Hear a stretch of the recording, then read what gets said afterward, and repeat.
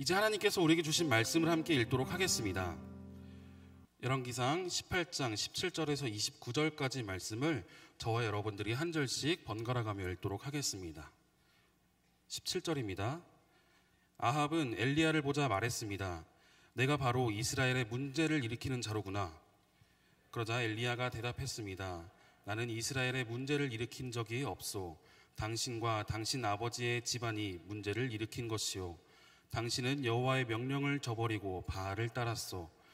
그러니 이제 온 이스라엘에 일러 나를 보러 갈멜산으로 오게 하시오. 그리고 이세벨의 식탁에서 함께 먹는 바알 예언자 450명과 아세라 예언자 400명을 데려오시오. 그리하여 아합은 온 이스라엘 자손들을 불러 모으고 그 예언자들을 갈멜산에 모이도록 했습니다. 엘리야가 온 백성들 앞에 나아가 말했습니다. 너희가 이 둘 사이에서 얼마나 더 머뭇거리겠느냐. 여호와가 하나님이시면 여호와를 따르라. 그러나 바알이 하나님이면 바알을 따르라. 그러나 백성들은 한마디 대꾸도 하지 않았습니다. 그러자 엘리야가 백성들에게 말했습니다. 여호와의 예언자는 나 혼자만 남았다. 그러나 바알의 예언자는 450명이나 된다. 우리에게 소 2마리를 가져와라. 저들에게 하나를 골라 각을 떠서 나뭇가지 위에 올리게 하되 불은 붙이지 말라. 나도 다른 하나를 준비해 나뭇가지 위에 올리고 불은 붙이지 않을 것이다. 그러고 나서 너희는 너희 신들의 이름을 부르라. 나는 여호와 이름을 부를 것이다. 불로 대답하는 신, 그가 바로 하나님이시다. 그러자 온 백성들이 말했습니다. 당신의 말이 좋습니다. 엘리야가 바알의 예언자들에게 말했습니다. 너희의 수가 많으니 먼저 너희가 소 1마리를 골라 준비하라. 너희 신의 이름을 부르고 불은 붙이지 말라. 그리하여 그들은 소 1마리를 가져다가 준비했습니다. 그러고는 아침부터 정오까지 바알의 이름을 불렀습니다. 바알이여 우리에게 대답해 주십시오. 그러나 아무 소리도 없었고 아무 응답도 하지 않았습니다. 그러자 바알 예언자들은 자기들이 만든 제단 주위를 돌며 뛰었습니다. 정오가 되자 엘리야가 바알 예언자들을 비웃으며 말했습니다. 더 큰 소리로 하라. 그가 신이니 아마 깊은 생각에 빠졌거나 너무 바쁘거나 여행을 떠났나 보다. 어쩌면 자고 있을지 모르니 깨워야 되지 않나 싶다. 그러자 그들은 더 큰 소리를 질러대며 자기들의 관습대로 피가 흘러나오기까지 칼과 창으로 자기 몸을 찔러 상하게 했습니다. 함께 읽겠습니다. 정오가 지나고 저녁 곡식 제사를 드릴 때까지 바알 예언자들은 계속 미친 듯이 날뛰었습니다. 그러나 아무 대답 없었고 아무 소리도 없었고 그 누구도 돌아보지 않았습니다. 아멘. 아멘. 오늘의 예배 가운데 하나님의 역사가 충만한 예배가 되기를 예수님의 이름으로 축복합니다. 여러분 마음 가운데 어떤 마음이 있는지 저는 알지 못하지만 그 어떤 마음이든 다 일단은 내려놓고 오직 하나님 한 분께 집중하며 나아가게 되기를 소망합니다. 세상에 많은 상처도 있고요, 이해받지 못해서 아파하는 마음도 있을 겁니다. 하지만 그 마음 때문에 하나님과 만나는 시간이 방해받아서는 안 되지 않습니까? 이 시간만큼은 세상의 그 어떤 생각도 방해할 수 없도록 하나님께 마음을 집중할 수 있는 그런 시간이 되기를 예수님의 이름으로 축복합니다. 네, 아이를 키우다 보면요 가장 속상할 때가 있는데요, 내 아이가 당당하지 못할 때 가장 속상하더라고요. 아이를 키우신 분들, 우리 멘토님들도 제 말에 굉장히 공감할 텐데 아이가 사람들 앞에서 기가 죽어서 고개 숙이고 있고 아무 말도 하지 못하면 마음이 굉장히 먹먹합니다. 그래서 부모된 마음에서 기죽지 않게 키우려고 안 되는 형편 어떻게 해서든지 좋은 것으로 사서 먹이고 입히고 좋은 곳으로 보내서 교육시키고자 하는 것이 부모님의 마음이 아닌가 싶습니다. 제가 아이를 키워보니까 아무리 그렇게 해도 아이가 쉽게 당당해지지 않더라고요. 근데 아이는 언제 당당해지는가? 제가 지난번 설교 때도 잠깐 말씀드렸던 적이 있는데, 어린이집에서 모든 아이들이 제가 이런 말 하면 또 굉장히 이상하게 생각할 텐데, 그때 얘기했으니까 한 아이가 하늘이 아빠 정말로 잘생겼다 외쳤을 때 제 딸이 평상시엔 별로 당당하지 않았는데 그날만큼은 정말로 당당하게 나오는 그 모습을, 그 8년의 시간 동안 제가 처음 본 그 가장 당당한 모습이었던 것이 아닌가 싶습니다. 제가 이거 설교 때 얘기하니까 저희 딸이 그러더라고요. 아빠 그때 한 번뿐이니까 너무 자만하지 마세요 이러더라고요. 어쨌든 제가 그때 그 모습을 보면서 들었던 생각이 그거였어요. 내가 이 아이에게 많은 좋은 것을 주고 좋은 것을 먹이고 좋은 것을 입힌다고 해서 이 아이가 당당해지는 것은 아니구나. 이 아이가 가장 당당해지는 것은 멋진 아빠가 되어 이 아이 옆에 서 주었을 때 이 아이가 당당해질 수 있구나라는 사실을 깨달았습니다. 좋은 거 먹이면, 좋은 거 입히면 당당해질 거라고 생각했던 것은 저의 착각이었던 것이죠. 더 중요한 건 좋은 아빠가 되어 이 아이와 함께 해주는 것이 이 아이의 당당함을 지킬 수 있는 것이다 라는 사실을 느끼게 되었습니다. 사람들은 반대로 착각합니다. 반대로 생각해요. 내가 가진 것이 많으면 당당할 수 있다라고 착각합니다. 내가 힘이 있으면 당당해질 것이라고 생각해요. 돈이나 명예, 성공하면 내가 당당해질 수 있을 거라고 생각합니다. 그래서 사람들이 명품 그렇게 명품을 찾고요. 나의 스펙을 고스펙으로 만들려고 엄청 노력합니다. 그러면 당당해질 거라고 생각하죠. 그런데 그렇지 않더라고요. 당당한 것처럼 느껴지지만 잠시뿐이지 그 위기의 시간이 찾아오게 되면 순식간에 그 당당함은 사라지고 나도 모르게 눈치 보고 위축되어 살아가는 겁쟁이가 되어버릴 때가 너무나 많다는 것을 경험합니다. 진정한 당당함은 어디서 오는가? 제가 처음에 예화에서 이야기했듯이 내가 얼마만큼 가지고 있는가가 아니라 내가 믿고 따르고 함께하고 있는 이가 누구인가? 바로 거기서부터 진정한 당당함이 오는 것이죠. 그래서 이 땅 가운데 우리가 변하지 않는 당당함을 갖기 위해서는 세상의 가치로 나를 치장하는 것에 집중하는 것이 아니라 바로 능력의 하나님과 함께하고 그분과 동행할 때 우리는 세상에 줄 수 없는 당당함을 갖게 되는 것이다 라는 사실입니다. 사랑하는 여러분, 하나님과 동행함으로 삶 가운데 세상과 구별되는 당당함을 겸비하는 모두가 되기를 예수님의 이름으로 축원합니다. 우리 옆 사람에게 선포할까요? 당당할지어다 이렇게 선포할까요? 아멘. 오늘 말씀에 보면요, 세상적으로 굉장히 초라해 보이지만 그 누구보다 당당했던 한 사람이 등장합니다. 바로 여러분들이 말씀을 읽었던 엘리야입니다. 그 사람은 지금 죽음을 앞둔 위기의 순간인데도 불구하고 당당해요. 그가 어떻게 이렇게 당당할 수 있는가? 결론부터 이야기하면 바로 능력의 하나님과 그 죽음의 문턱 앞에서도 함께하고 있었기 때문에 당당할 수 있었던 것이죠. 이 당당했던 엘리야의 모습을 보면서 이 시대 가운데 우리는 어떻게 당당할 수 있는지를 오늘 말씀 가운데 함께 나누어 보기를 소망합니다. 17절 말씀 함께 읽어볼까요? 17절 시작. 아합은 엘리야를 보자 말했습니다. 내가 바로 이스라엘의 문제를 일으키는 자로구나. 아멘. 지금 이 장면이요, 북이스라엘의 왕 아합과 북이스라엘의 예언자 엘리야의 만남입니다. 아합이 누구냐면 구약의 분열 왕국 시대 우상 숭배로 가장 유명했던 왕입니다. 교회 조금이라도 다녔던 분들 아합 이러면 나쁜 왕 이렇게 딱 아실 텐데요. 그건 뭐 제 이야기가 아니라 말씀이 그렇게 이야기하고 있어요. 아합 왕에 대해서 말씀은 그 어떤 사람들보다 더 많은 악을 행했다라고 기록하고 있습니다. 그것뿐만 아니라 또 우상 숭배의 상징적인 존재였던 시돈의 공주 이사벨과 결혼함으로 바알과 아세라 우상을 이스라엘로 가져왔던 왕이 바로 아합 왕이에요. 그래서 이스라엘이 하나님의 나라였는데 하루아침에 우상 숭배 국가로 만들어버렸던 장본인이 바로 이 아합 왕이었다라는 사실입니다. 그런 타락의 길을 걷던 아합 왕에게 하나님께서 엘리야를 보내서 경고를 하는 장면이 있어요. 열왕기상 17장 1절 말씀인데요, 함께 읽어볼까요? 시작. 그때 길르앗에 살던 사람들 가운데 디셉 사람 엘리야가 아합에게 말했습니다. 내가 섬기는 이스라엘의 하나님 여호와께서 살아계심을 두고 맹세하는데 앞으로 몇 년 동안 내 말이 없으면 이슬도 없고 비도 없을 것이다. 엘리야가 아합 왕에게 가서 선포를 합니다. 이렇게 선포하는 거예요. 북이스라엘은 3년 동안 지독한 가뭄이 있을 것이다.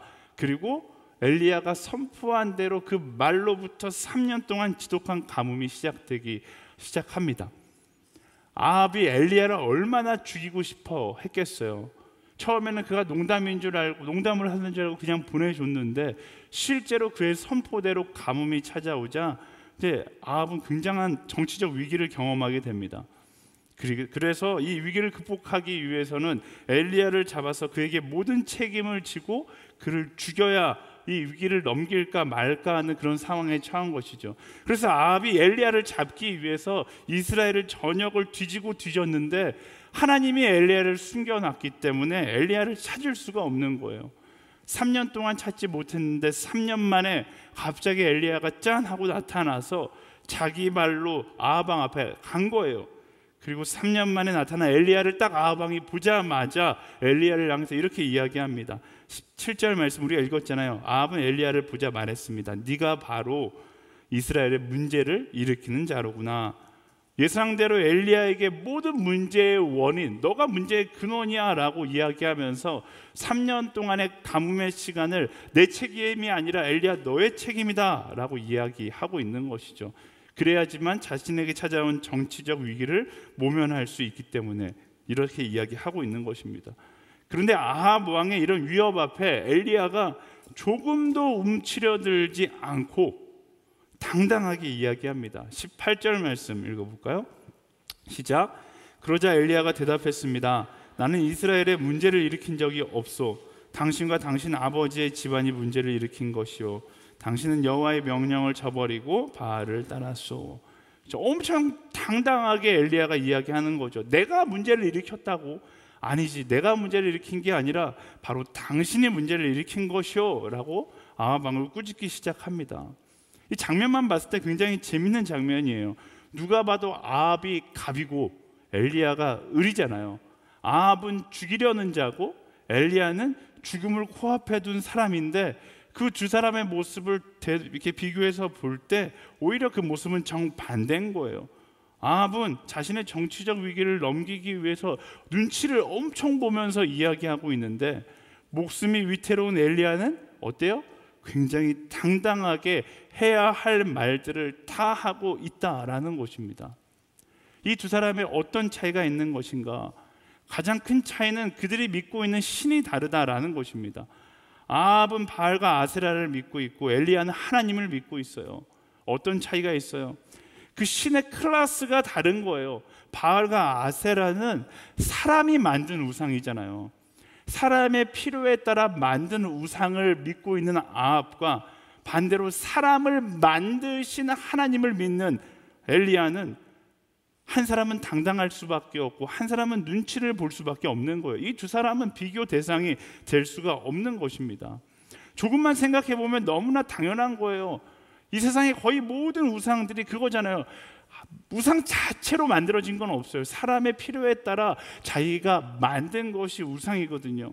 사람이 억지로 만든 것이 우상이에요. 그 억지로 만든 우상 앞에 나 잘 살게 해주십시오, 나 성공하게 해주십시오 빌며 살아가는 우상 숭배의 삶을 살아가는 것이 조금만 상식적으로 생각해 보면 얼마나 어리석은 것입니까?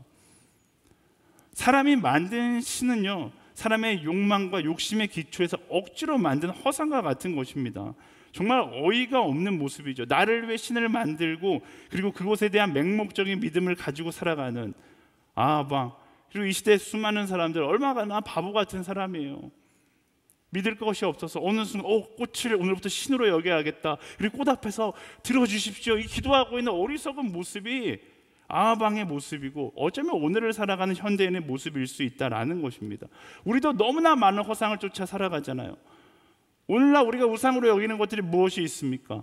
돈, 권력, 세상의 인정, 세상의 성공의 가치들, 마치 그것이 우리 인생의 가장 중요한 것인 것 마냥 목숨을 걸고 사람들은 살아갑니다. 그런데 잘 생각해 보세요. 그것의 가치는 누가 만들었어요? 스스로 만들어졌을까요?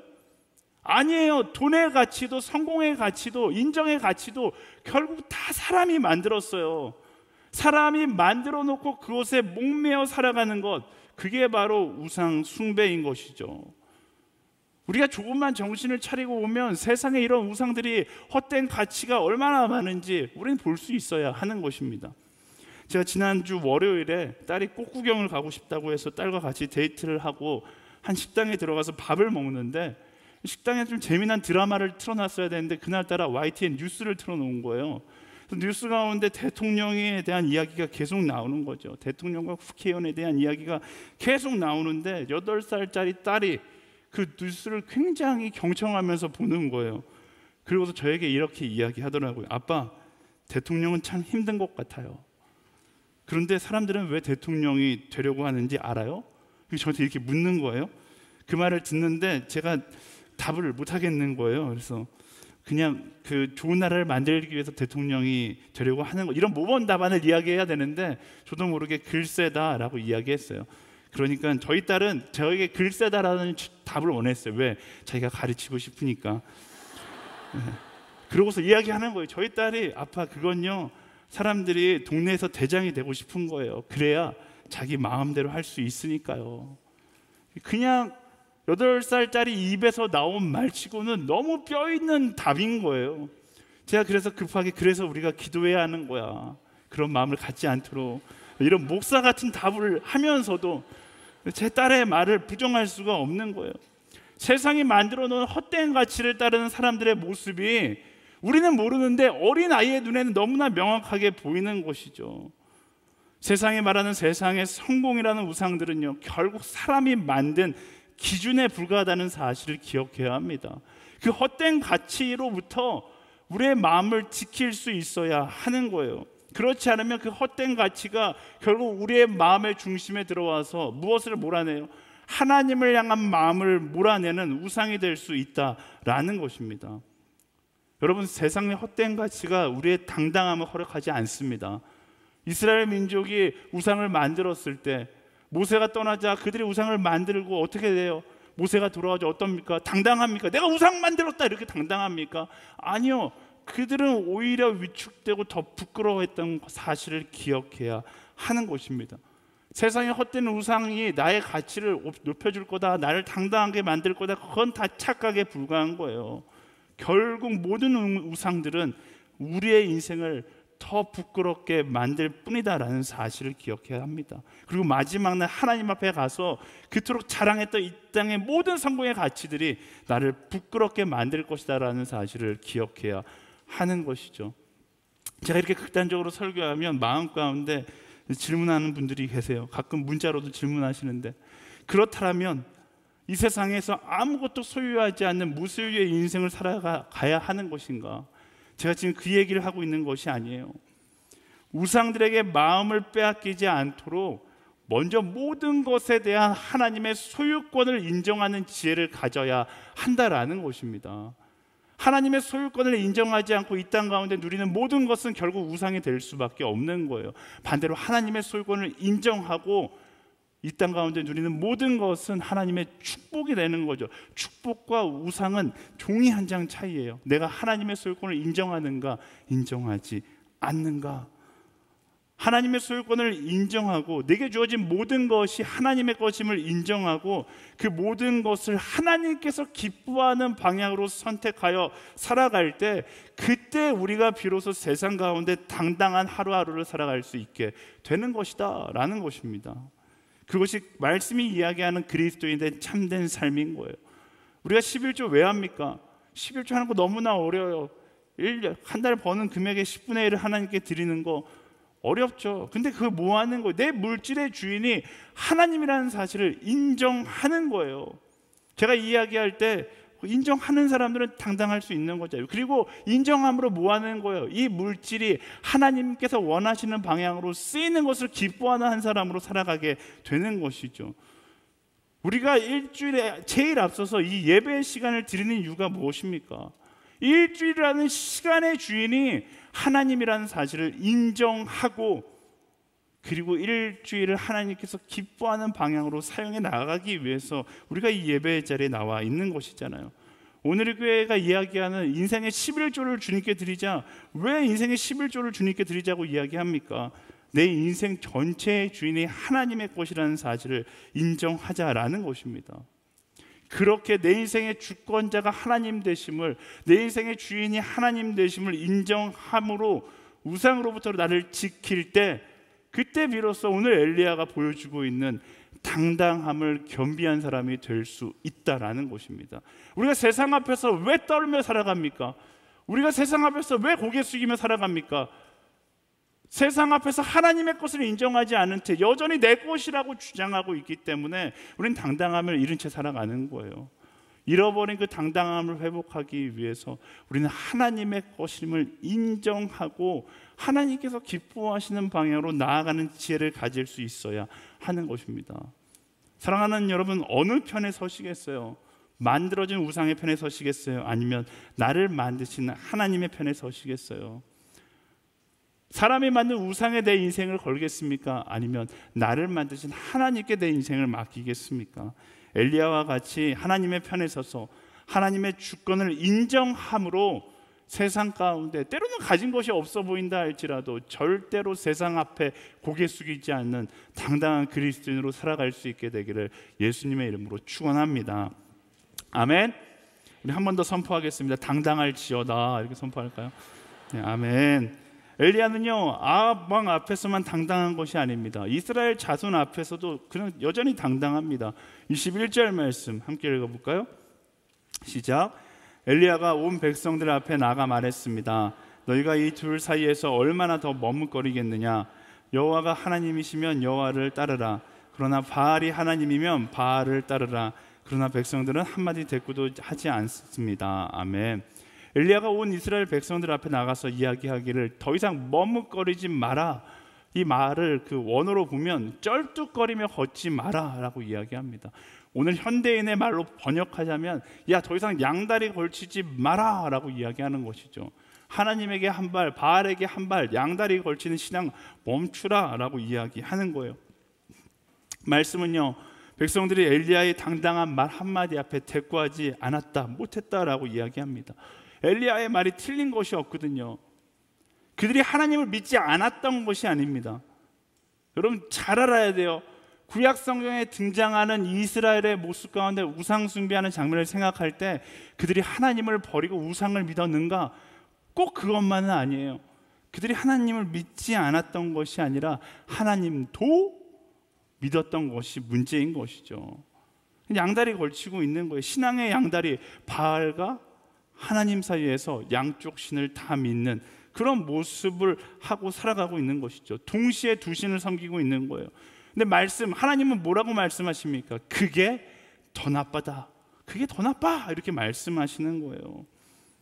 그리고 이스라엘 백성들이 아는 거죠. 엘리야가 말하는 그 말 한마디에 하나님께서 이것을 기뻐하지 않는다는 사실을 알기에 그들은 침묵하고 있는 것이고, 엘리야도 그것을 알기에 그들을 향하여 당당하게 외칠 수 있는 것입니다. 이스라엘 민족이 어쩌다가 이렇게 양다리를 걸친 민족이 되었습니까?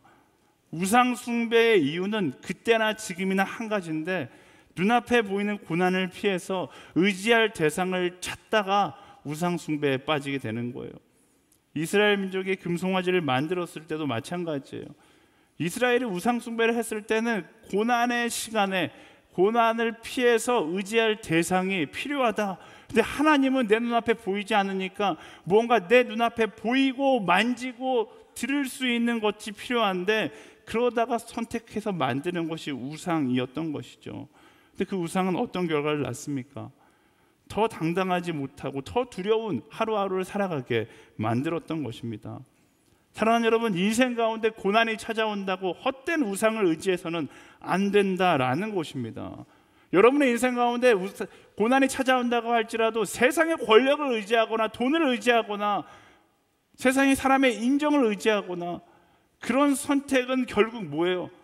양다리 걸치는 신앙의 양다리의 인생이 될 수밖에 없다라는 것입니다. 우리 인생 가운데 찾아오는 고난은 뚫어내야지 그때 비로소 성장할 수 있고 당당한 인생이 될 수 있는 것입니다. 어떻게? 주님과 함께 그 시간을 뚫어낼 수 있어야 한다라는 거예요. 사랑하는 여러분, 고난과 맞서 싸우는 것을 두려워하지 않기를 바랍니다. 성경이 말하는 고난에 대한 진리가 한 가지 있어요. 고난의 시간은 하나님의 음성을 듣는 시간이다라는 것입니다. 그런데 그 고난 앞에서 하나님의 음성에 귀 기울이려고 하나님 앞에 엎드리는 것이 아니라 이 고난의 시간을 어떻게 해서든지 넘어가려고 헛된 우상을 내 인생 가운데 개입하기 시작하면 어떻게 되는 거예요? 오히려 하나님의 음성에는 귀를 막고 고난의 출제자의 의도와는 전혀 다른 방향으로 갈 수밖에 없다라는 것입니다. 고난을 피하기 위해서 세상의 힘, 돈, 혹은 요령과 같은 우상을 선택하는 것이 아니라 그리스도인은 무엇을 선택해야 된다라고요? 고난은 하나님과 친밀해지는 시간이기 때문에 하나님과 더 가까워지는 친밀함을 선택하고 그 음성을 듣는 자리로 나아가는 것을 선택하고 하나님과 더 가까워져서 하나님을 예배하는 자리로 나아가야지만 흔들리지 않고 고난을 뚫고 나와 더 당당한 그리스도인이 될 수 있게 된다라는 것입니다. 여러분, 내 인생 가운데 고난이 찾아온다고 해서 세상의 헛된 우상들과 타협하지 않게 되기를 간절히 축원합니다. 고난의 출제자의 의도를 정확하게 파악해야 돼요. 하나님이 고난의 시간을 통해서 우리가 더 하나님과 친밀해지고 우리가 더 하나님께 가까이 나아가기를 원하신다라는 사실입니다. 우리가 지금 코로나라는 고난의 시간을 경험하고 있습니다. 이제 거의 끝나가요. 여러분들이 이 시간을 통해서 무엇을 배웠습니까?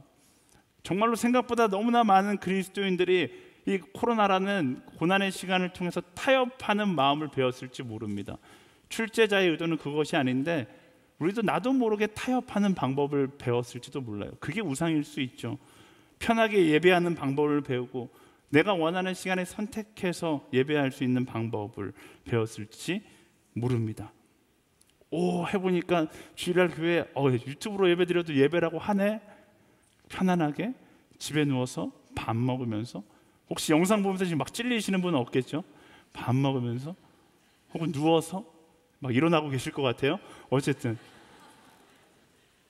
우리가 고난의 시간을 지나면서 정작 배워야 될 것은 배우지 않고 타협만 배웠을지 모릅니다. 하지만 말씀드렸듯이 고난의 시간은 타협의 시간이 아니라 고난은 성장의 시간이고 하나님과 친밀해지는 시간이 되어야 하는 것입니다.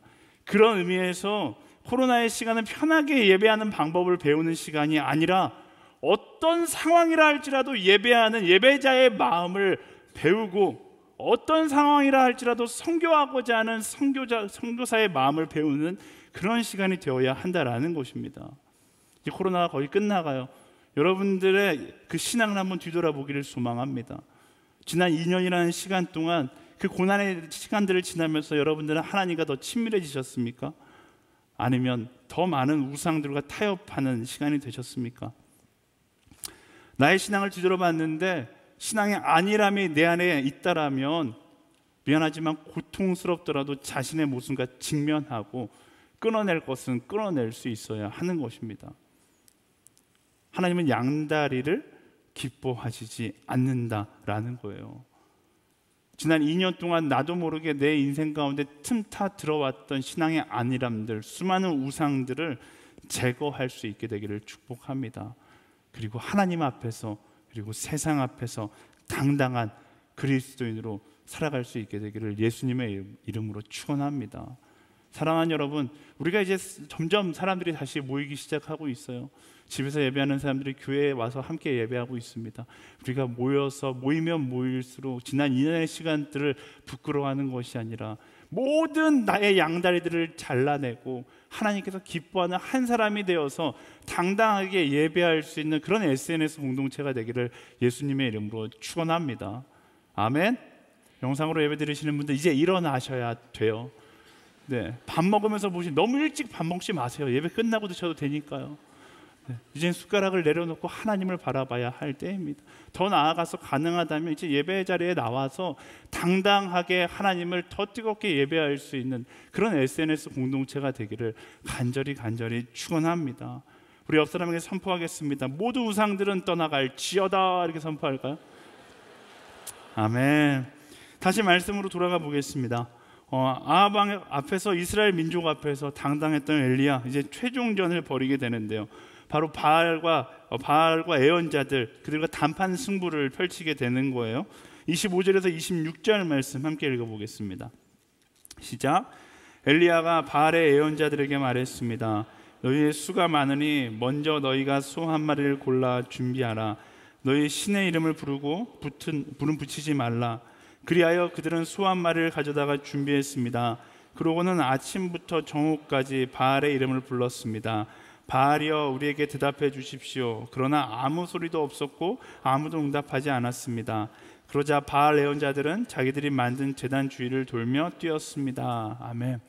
엘리야는 이스라엘 민족이 보는 앞에서 바알과 아세라 예언자들에게 소리쳐 말합니다. 소 한 마리 준비하고 너희가 모두 제사 한번 드려봐. 그리고 나도 제사 드릴 테니까 불이 어느 쪽에 붙는지 한번 보자. 이제 그 엘리야가 이런 제안을 하고 그들이 이제 어쨌든 쪽수로 이제 자기들이 유리하니까 하자 해서 850대 1에 그 예배 싸움, 예배 전쟁이죠. 전쟁이 시작됩니다. 그런데 엘리야는 이 전쟁 앞에서도 수가 밀리는데도 불구하고 전혀 위축되지 않습니다. 오히려 더 당당해요. 27절 말씀 함께 읽어볼까요? 시작. 정오가 되자 엘리야가 바알 예언자들을 비웃으며 말했습니다. 더 큰 소리로 하라. 그가 신이니 아마 깊은 생각에 빠졌거나 너무 바쁘거나 여행을 떠났나 보다. 어쩌면 자고 있을지 모르니 깨어야 되지 않나 싶다. 아멘. 성경에 등장하는 그 어떤 조롱보다 비굴하게 만드는 조롱을 엘리야가 지금 하고 있는 거예요. 850명한테. 엘리야가 이런 스케일 있는 싸움에도 밀리지 않는 이유는 첫 번째, 그는 만들어진 신이 아니라 나를 만드신 신을 믿고 있었기 때문에 그렇습니다. 그리고 두 번째, 바알의 예언자들은 나를 위해 사는 사람이었어요. 근데 엘리야는 누구를 위해 사는 사람이에요? 주를 위해 사는 사람이었다라는 것입니다. 이게 굉장히 큰 차이예요. 바알의 예언자들은 신을 섬기는 사람들이었지만 신을 왜 섬겨요? 내가 살기 위해서 신을 섬기는 사람이었고요. 엘리야는 하나님을 믿는 사람인데 하나님을 어떻게 믿어요? 하나님의 뜻을 따라 살기 위해서 주를 믿는 사람이 바로 엘리야였다라는 것입니다. 그래서 바알 예언자들의 목적은 내가 사는 것에 있었기 때문에 그들이 어떤 선택을 하는가? 28절과 29절 말씀 함께 읽어보겠습니다. 시작. 그러자 그들은 더 큰 소리를 질러대며 자기들의 관습대로 피가 흘러나오기까지 칼과 창으로 자기 몸을 찔러 상하게 했습니다. 정오가 지나고 저녁 곡식 제사를 드릴 때까지 바알 예언자들은 계속 미친 듯이 날뛰었습니다. 그러나 아무 대답이 없었고 아무 소리도 없었고 그 누구도 돌아보지 않았습니다. 아멘. 그들이 자기 몸을 찔러 상하게 하고 미친 듯이 날뛰었다라고 이야기해요. 그들이 왜 이런 행동을 하는 것인가? 아이러니하게도 살기 위해서 이런 행동을 하고 있는 거예요. 지금 이거 못하면 죽게 생겼거든요. 죽음이 눈앞에 있으니까 여기서 무언가라도 보이지 않으면 죽을 것이라는 두려움 때문에 이런 행동을 취하기 시작한 겁니다. 두려우면 두려울수록 더 격렬하게 그들이 뛰기 시작합니다. 환각 상태에 빠지기 시작하는 거죠. 왜요? 감정에 취하지 않고서는 이 두려움의 상황을 이길 수 없기 때문에 술에 취하듯 감정에 취해서 더 격렬하게 제사를 드리고 있는 거예요. 그들이 자기 몸을 학대하고 있지만 그게 정말 말 그대로 살기 위한 몸부림이었다라는 사실입니다. 근데 엘리야는 달라요. 이런 상황 가운데 전혀 긴장하지 않습니다. 오히려 아주 평안합니다. 왜일까? 엘리야는 내가 살고자 하는 사람이 아니었기 때문에 그래요. 그가 여기에 서 있는 이유가 무엇입니까? 그가 아합 앞에 나갔던 이유가 뭐예요? 그가 살고자 했다면 아합 앞에 나가지 않았을 거예요. 그는 이미 살고자 했던 사람이 아니라 어떤 사람이에요? 우상을 숭배하며 인생의 가치를 잃어버린 채 살아가는 이스라엘 민족을 살리고자 한 사람이었다라는 것입니다. 바알의 사람들은 내가 살고자 하는 사람이었지만 엘리야는 이스라엘 민족을 살리고자 하는 사람이었다라는 거예요. 만약 그가 살고자 했다면 나타나지도 않았을 거예요. 계속 숨어 지냈겠죠. 하지만 그는 자기가 사는 곳에 관심이 있기보다 이스라엘 민족을 이 우상 숭배라는 영적 죽음으로부터 살려야 된다라는 그의 삶의 목적이 있었기 때문에, 그 사명이 있었기 때문에 자신의 목숨이 달랑달랑한 이 상황 가운데서도 당당하고 평온할 수 있었다라는 것입니다. 오늘 이 바알의 예언자 850명과 엘리야의 모습 가운데 우리가 얻어야 되는 메시지가 있어요. 바로 오늘 우리는 어떤 삶의 목적을 가지고 살아가고 있는가라는 사실입니다. 여러분, 어떤 목적을 가지고 살고 있어요? 무엇을 위해 살고 있습니까? 그것이 우리 인생의 당당함을 결정하는 거예요. 단순히 이 땅 가운데 내가 살기 위해서 살아간다면 우리는 바알의 예언자처럼 살기 위하여 몸부림치는 그런 모습을 가지며 살아갈 수밖에 없는 것입니다. 하지만 내가 아닌 주를 위해 살아가고 내가 아닌 죽어가는 영혼들을 살리기 위한 인생을 살아간다면 엘리야가 가졌던 그 당당함과 평온함이 우리의 인생 가운데 찾아오기 시작한다라는 거예요. 그리스도인은 나 살겠다 생각하며 사는 인생이 아니라 하나님의 마음을 따라, 그리스도의 마음을 따라 사람을 살리는 인생을 살아가겠다 결단하고 그 방향으로 나아가는 것입니다. 우리의 삶의 이유는 단 한 명도 내가 잘 사는 것에 있지 않습니다. 내가 잘 살아야 하는 이유조차도 결국 사명, 죽어가는 하나님의 사람들을 살리는 것에 있다라는 사실을 기억해야 하는 거예요. 그게 예수님께서 십자가 위에서 우리에게 말씀하신 계명이고 사명인 것입니다. 내가 너희를 사랑한 것이 너희도 사랑하라, 땅끝까지 이르되 증인이 되리라. 이 계명과 사명이 다 그 한 가지를 이야기하고 있는 거예요. 너는 너 살려고 사는 것이 아니라 죽어가는 이 세대를 사랑하기 위해서 살아가는 것이고, 죽어가는 이 세대를 살리기 위해서 살아가는 것이다 라고 말씀하고 계신 거예요. 그 예수님의 말씀을 정말로 내가 받아들이고 믿음으로 고백한다라면 우리는 내가 잘 살기 위해서 몸부림치는 인생이 아니라 죽어가는 영혼들을 살리기 위해서 최선을 다하는 인생을 살아가는 것이죠. 사랑하는 여러분, 우리의 인생이 예수님의 계명과 사명을 따라 죽어가는 사람들을 사랑하고 살리는 것이라는 사실을 기억하십시오. 그때 비로소 우리는 세상 가운데 얻을 수 없는 참된 당당함을 갖게 되는 것입니다. 아멘. 어떻게 하면 잘 살까 고민하는 것을 넘어서 어떻게 하면 한 영혼이라도 더 살릴 수 있을까를 고민하는 이 시대 가운데 당당함을 잃지 않는 하나님의 사람들이 되기를 예수님의 이름으로 축원합니다.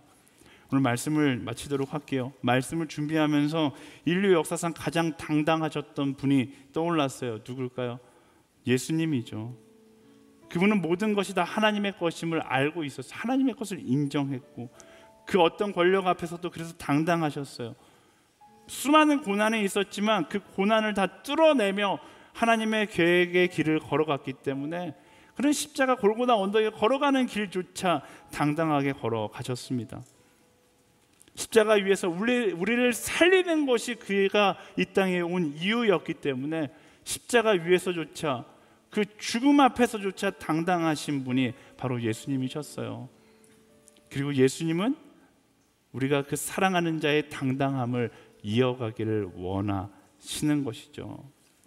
사랑하는 여러분, 엘리야의 당당함이, 예수님의 당당함이 우리 삶 가운데 오롯이 전달되기를 소망합니다.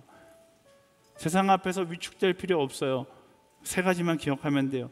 사람이 만든 우상이 아닌 나를 만드신 그분을 신뢰하고요. 필기하시는 분들 필기하세요. 사람이 만든 우상이 아닌 나를 만드신 하나님을 신뢰하며 나아가는 거예요. 그리고 내 앞에 놓인 고난을 피해서 우상을 선택하는 것이 아니라 내 앞에 놓인 고난을 돌파함으로 성장하는 거예요. 그리고 세 번째, 나를 위해 사는 것이 나를 위해 사는 것이 아니라 주를 위해 살아가는 것이 내 삶의 이유라는 사실을 기억하고 어떻게 하면 나 혼자 잘 살 수 있을까를 고민하는 인생이 아니라 주변을 돌아보며 어떻게 하면 죽어가는 저 영혼을 살릴 수 있을까를 고민하며 살아갈 수 있는 그 한 사람이 된다라면 우리 보고 그냥 조용히 잠잠히 있어라, 위축되어 있어라 아무리 이야기해도 우린 당당할 수밖에 없는 그리스도인이 되는 것입니다. 사랑하는 여러분, 예수님을 닮아서 예수님처럼 하나님을 신뢰하고 내 앞에 놓인 고난을 돌파함으로 성장하고 나를 위해 사는 것이 아니라 죽어가는 한 영혼 한 영혼을 살리기 위한 선택을 함으로 마지막까지 당당할 수 있는 우리 모두가 되기를 예수님의 이름으로 간절히 축원합니다. 아멘. 우리 옆 사람이 마지막으로 한 번 더 선포하겠습니다. 당당할지어다. 한 번 더 선포할 때 예수님처럼 당당할지어다. 엘리야처럼 당당할지어다. 우리 당당한 모습으로 우리를 창조하신 하나님께 감사와 영광의 박수 드리겠습니다. 아멘. 주님 감사합니다. 이 시간 우리 다 같이 일어나서 함께 찬양하며 고백하기를 원하는데요. 여러분들 약간 생소한 찬양일 수 있는데요. 제가 브라질에 있을 때 이 찬양이 그때 막 번역되고 있었거든요. 이 찬양의 고백이 너무 아름다운 고백이에요. 이 찬양의 고백대로 우리가 결단하고 살아간다라면 우리는 더 이상 세상 앞에 두려워하지 않게 될 것입니다. 내 눈앞에 바다가 있다 할지라도 그 바다 위를 걷게 하실 그 하나님을 알기 때문에 우리는 두려워하지 않고 당당한 그런 그리스도인이 될 것입니다. 찬양을 고백하며 내 삶을 주님께 의탁하며 결단하며 함께 나아가도록 하겠습니다. 내게 허락하신 시련을 통해 나의 믿음 더욱 강하게 자라나고 험한 산과 골짜기 지나는 동안 주께 더 가까이 나를 이끄시네. 내가 겪는 시험이 어렵고 힘겨워도 내 주님보다 크지 않네. 내 앞에 바다가 갈라지지 않으면 주가 나로 바다 위 걷게 하리. 나는 믿네. 주의 능력으로 내 삶 새롭게 되리. 나는 믿네. 주의 능력으로 담대히 나가리라. 주와 함께 싸워 승리하리라. 날마다 믿음으로 나 살아가리. 우리 처음부터 고백해볼까요? 내게 허락하신 시련을 통해 나의 믿음 더욱 강하게 자라나고 험한 산과 골짜기 지나는 동안 주께 더 가까이 나를 이끄시네. 내가 겪는 시험이 어렵고 힘겨워도 내 주님보다 크지 않네. 내 앞에 바다가 갈라지지 않으면 주가 나로 바다 위 걷게 하리. 나는 믿네. 주의 능력으로 내 삶 새롭게 되리. 나는 믿네.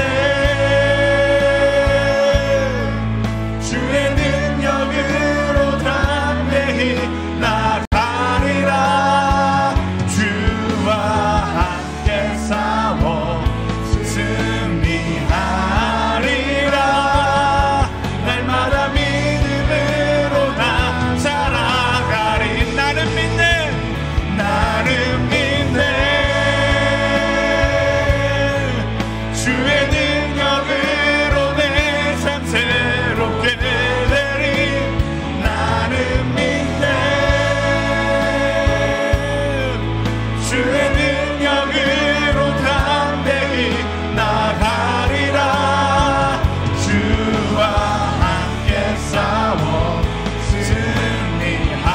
승리하리라. 날마다 믿음으로 나 살아가리.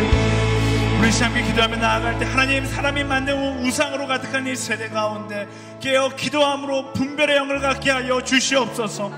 헛된 내가 만든 우상을 믿고 나아가는 것이 아니라 우리를 만드신 하나님을 신뢰하며 나아가는 우리 모두가 되게 하여 주시옵소서. 우리 인생의 주권이 하나님께 있음을 인정함으로 내가 원하는 세상을 그리며 살아가는 것이 아니라 하나님께서 그리는, 하나님께서 이끄는 세상 가운데 말씀 따라 나아가는 믿음의 사람이 되게 하여 주시옵소서. 우리 간절히 그 마음을 지켜드리며 함께 기도하며 나아가겠습니다. 주님, 그렇습니다. 모든 우상들은 우리 가운데서 떠나갈지어다. 하나님, 사람이 만든 헛된 우상을 따라 나아가는 인생이 아니라 세상의 헛된 가치를 내려놓고 말씀하시는 그 말씀을 따라 그 진리를 향하여 나아가는 하나님의 사람으로 서게 하여 주시옵소서.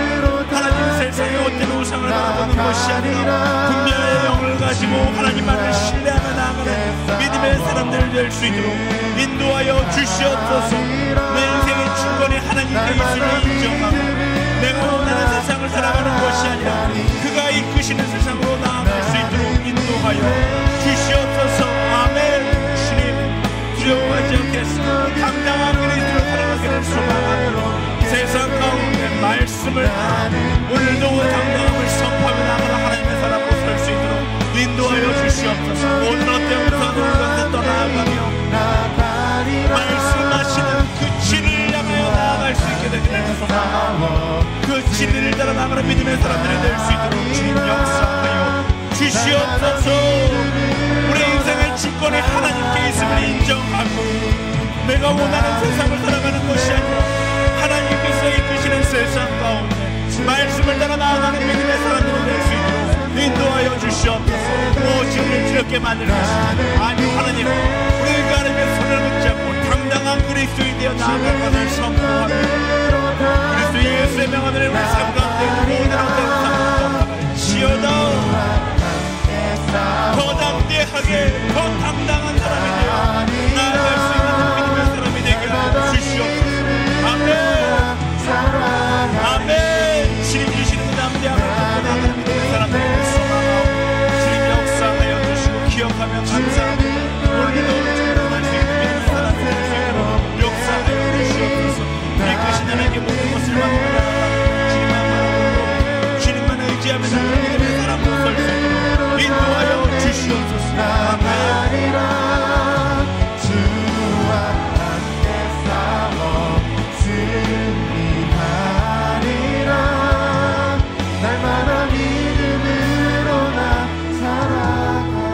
우리 여섯 함께 기도하며 나아갈 때 하나님 찾아오는 모든 고난 앞에 세상의 방법을 선택하여 헛된 우상을 세우지 않게 하여 주시옵소서. 고난 앞에 하나님과 함께 돌파함으로 말씀대로 성장하는 믿음의 사람이 되게 하여 주시옵소서.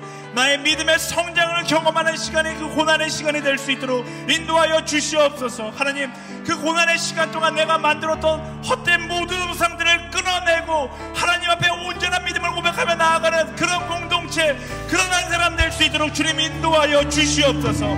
그리스도 예수의 명함 안에 우리 삶 가운데 틈타 있는 모든 우상들은 우리 가운데서 떠나갈지어다. 하나님 고난 가운데 신실한 하나님을 경험하는 우리 모두가 되게 하여 주시옵소서. 소망하는 자마다 우리 주여 한번 외치고 기도하며 나아가겠습니다. 주여 하나님 그렇습니다. 우리가 소망합니다. 하나님 헛된 우상을 바라는 것이 아니라 우리의 인생을 인도하시는 그 하나님을 붙잡고 당당하게 나아갈 수 있는 믿음의 사람이 되게 하여 주시옵소서. 세상이 찾아오는 모든 고난 앞에 헛된 우상을 세우는 것이 아니라 그 고난 가운데 말씀하신 하나님 음성에 귀 기울이며 하나님께 더 가까이 나아갈 수 있는 믿음의 사람들이 될 수 있도록 주님 역사하여 주시옵소서. 이끄신 하나님께 우리의 마음을 들여 나아갑니다. 고난 가운데 흔들려 세상의 헛된 우상을 선택하는 자가 아니라 고난 가운데 오히려 하나님 앞에 엎드려 하나님의 음성에 귀 기울이며 나를 이끄시는 그 하나님을 바라보며 나아갈 수 있는 믿음의 사람들이 될 수 있도록 주님 역사하여 주시옵소서. 아멘. 주님 그렇습니다. 그렇게 살아갈 수 있게 되기를 소망합니다. 오늘도 고난의 바다를 지나고 있는 모든 사람들마다 하나님 마음에 있는 모든 헛된 우상들을 무너뜨리고 하나님 한 분만을 바라보며 이끄신 하나님의 의지하며 나아가는 그 믿음의 탐욕 믿음의 선택이 되게 하여 주시옵소서. 주가 주시는 그 마음을 가지고 주님과 동행하는 자의 참된 평안을 가지고 돌파해 나아가는 믿음의 사람이 되시고 인도하여 주시옵소서. 아멘. 두려워하지 않겠습니다. 주님만을 바라보고 하나님만을 의지하며 주가 말씀하시는 그 길을 걸어가겠습니다. 아멘. 아멘. 아멘. 아멘. 주님만 주시옵소서. 역사하여 주시옵소서.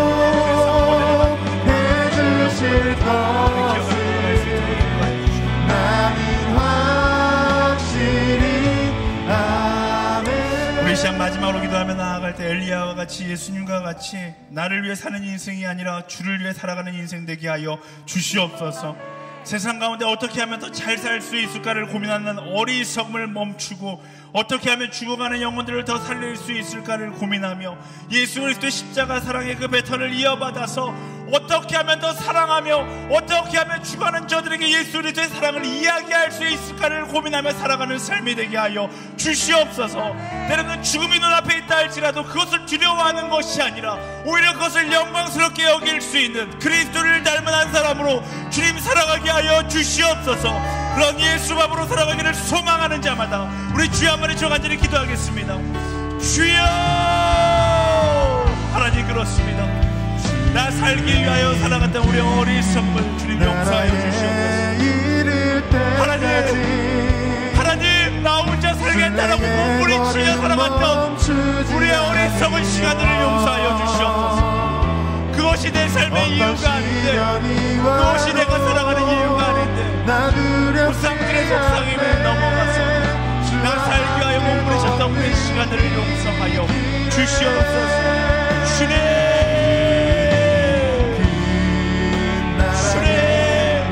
이제는 주님과 같이, 이제 엘리야와 같이 내가 살고자 하는 것이 아니라 주를 위해 살리고자 하는, 죽어가는 영혼들을 살리고자 하는 인생을 살아갈 수 있는 우리 마음 가운데 그 마음을 부어주시옵소서. 우리 마음 가운데 그 마음을 허락하여 주시옵소서. 멸망을 향한 안타까움이 우리 가운데 있어야 하고 죽어가는 자를 향한 안타까움이 우리 가운데 있어야 함을 기억합니다. 주님, 기억하게 하여 주시옵소서. 바라보게 하여 주시옵소서. 주님, 우리가 왜 살아야 하는지 아버지 기억하게 하여 주시옵소서. 나아갈 수 있도록 도와여 주시옵소서. 아멘, 아멘, 아멘. 주님 그 나라에 이를 때까지 순례의 걸음 멈추지 않으며 어떤 시련이 와도 나 두렵지 않네. 주와 함께 걷는 이 길 함께 찬양할까요? 주님 나라에, 주님 그 나라에 이를 때까지 멈추지 않겠습니다. 순례의 걸음 멈추지 않으며 어떤 시련이 와도 나 두렵지 않네. 주와 함께 걷는 우리 다같이 두 손을 들고 선포하며 나아갑니다. 주님 그 나라, 이것이 우리의 고백이며 이것이 우리의 결단입니다. 주님, 우리의 걸음은 멈추지 않을 것입니다. 어떤 시련이 와도 나 두렵지 않네. 주와 함께 걷는 이 길에, 주와 함께 걷는 이 길에, 주와 함께 걷는 이 길에, 주와 함께 걷는, 주와 함께 걷는 이 길에 우리와 동행하시는 하나님께 감사와 영광을 박수드리겠습니다. 하나님, 순례의 걸음을 멈추지 않는 하나님의 사랑, 하나님의 사랑을 이야기하는 한 사람을 주님 사랑하시옵소서. 아멘.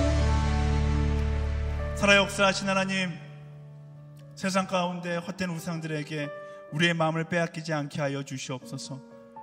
어두운 시대 가운데 깨어 기도함으로 분별의 눈을 가지고 헛된 우상들을 몰아내고 오직 하나님만을 신뢰하며 의지하며 나아가는 우리 모두가 되게 하여 주시옵소서. 고난이 찾아올 때 세상에 우상을 세우는 어리석음을 멈추고 고난 가운데 말씀하시는 하나님 앞에 엎드려 귀 기울이며 고난을 통하여 나를 성장시키는 그 하나님의 계획을 경험하게 하여 주시옵소서.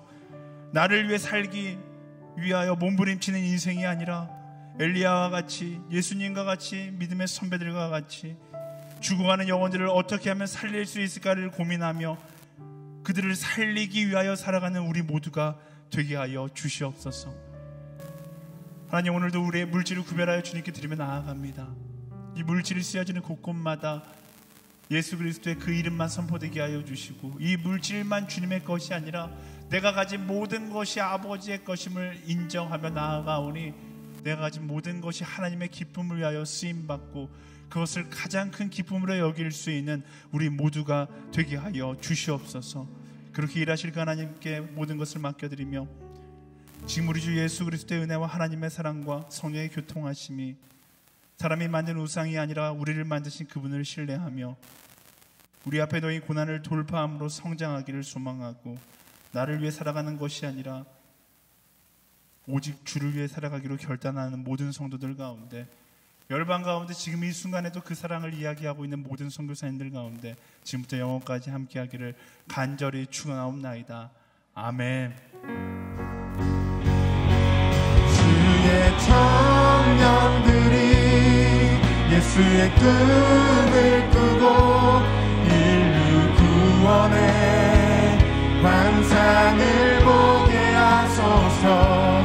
한 손에 복음 들고 한 손에 사랑을 들고 온 땅 구석구석 누리는 나라 되게 하소서.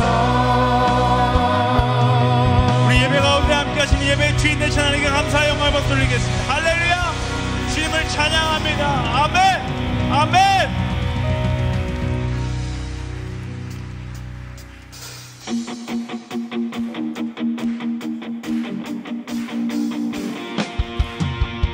할렐루야. 오늘도 우리 예배를 받으신 주님께 기쁨으로 함께 찬양하며 나아갑니다. 할렐루야.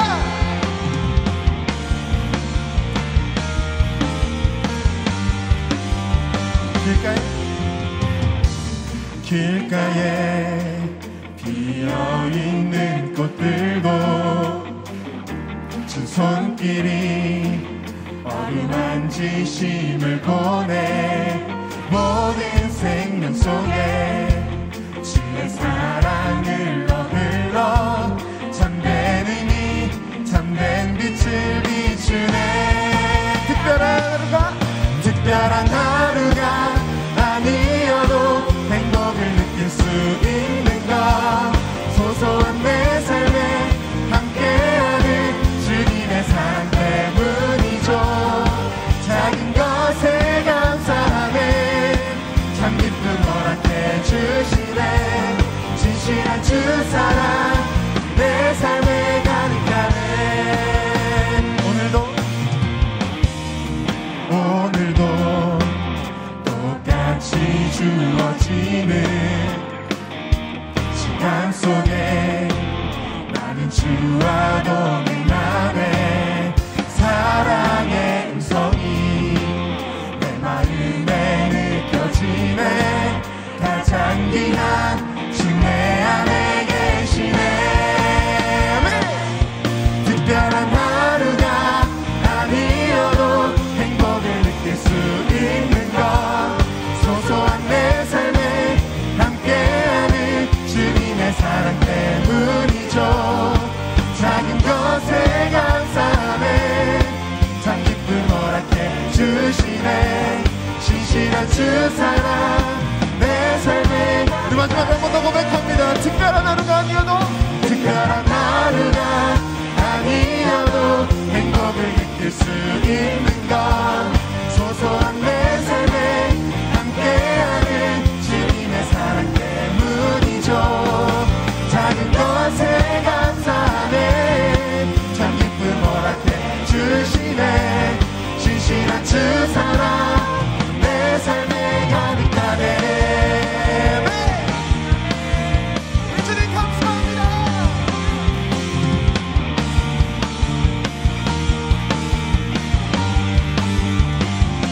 다시 한 번 더 주님께 큰 박수를 올려드립니다. 할렐루야.